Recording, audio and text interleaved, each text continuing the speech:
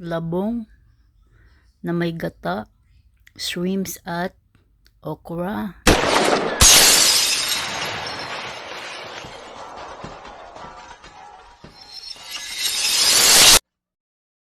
Guys, tayo ay magluluto ng labong. Ayan, nagpakulo na ako ng tubig para sa labong. Ayan, 2 bamboo shoot, tapos gata at shrimps ang sahog. Ayan, pakukuluan natin siya guys. Pag kumulo na siya, mga 15 minutes, pipigain siya. Aking mga sangkap, sibuyas na pula at puti, luya, bawang, okra, gata, labong, at yung sahog na shrimps. Ayan. Tayo ay magluluto na. Ayan, mag-isa na tayo guys. Igigisa na natin ang bawang, luya,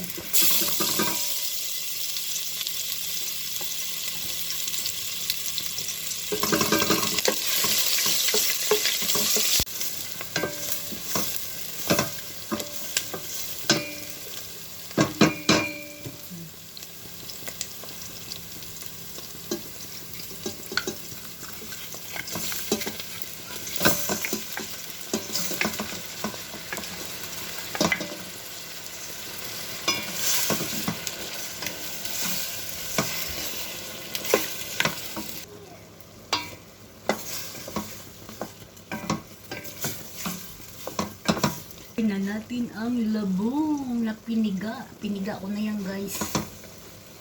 Ayan.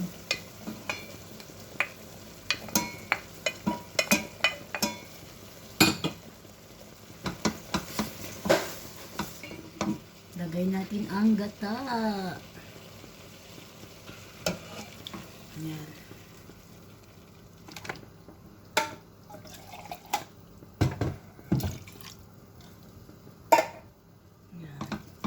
Palambutin natin. Tsaka ilagay ang asin, tsaka ang okra. Takpan natin ng mga 10 minutes. I-check natin ulit. Yan, kumulo na guys. Nalagyan na ng asin at black pepper, gata, sibuyas, bawang, ginger. Ayan. Okra.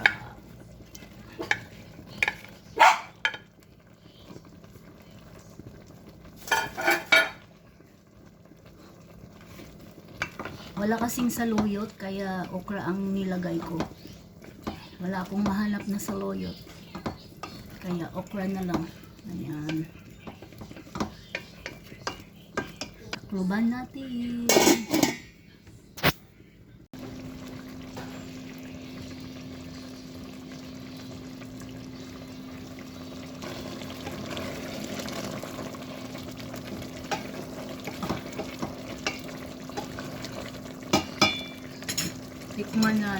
Tikman natin kung okay na.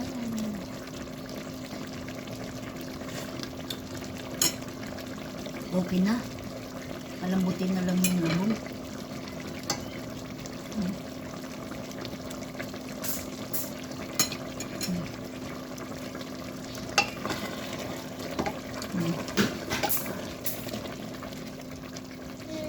Malambot na malambot na ang labong kaya 5 minutes more. Ready na ang ulam.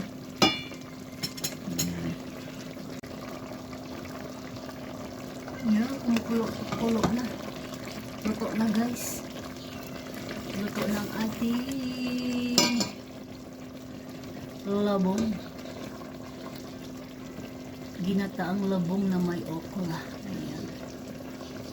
Ayan. Yummy, yummy. Na ang finished product. Luto na ang labong. Ginataang labong with shrimps and okra. Ayan. Thank you for watching. Kain na.